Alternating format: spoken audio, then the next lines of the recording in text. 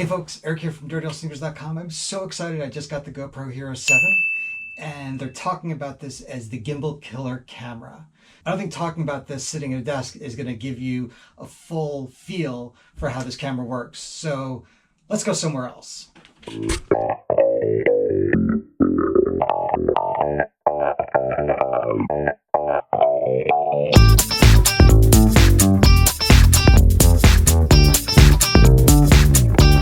$72 later. So I'm in Chicago to do the Chicago Marathon this weekend, and it's the day before, it's October 6th, and today is the Chicago International 5K. So what better way to show the gimbal killing qualities of the GoPro 7 than to take it on a run? So let's go do the 5K and see how it works. We welcome you, if you're just joining us, to all of our runners, participants and athletes from around the world and of course around the USA.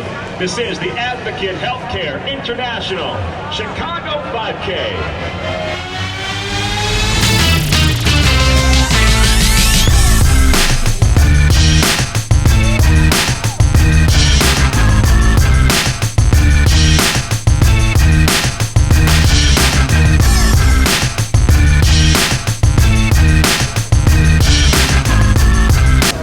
Let's go see how it did. 2 weeks later. So what did you think? I mean, I'm beyond impressed. This thing really is a gimbal killer, and I don't know what GoPro is gonna do with the gimbals that they're putting out because people just don't need them anymore. I think that the feature that they've added to this camera is the most important advance that GoPro has had since, I don't know, they came out with the Hero series. I'm floored. The only complaint that I have is the battery life. Now, I don't know if it's because I'm used to running with the Fusion at this point and the battery life is just phenomenal, or that the battery life on this just sort of sucks when you have it in stability mode. Either way, I highly recommend the 7. It is the most advanced of the Hero cameras on the market right now and absolutely worth every single penny.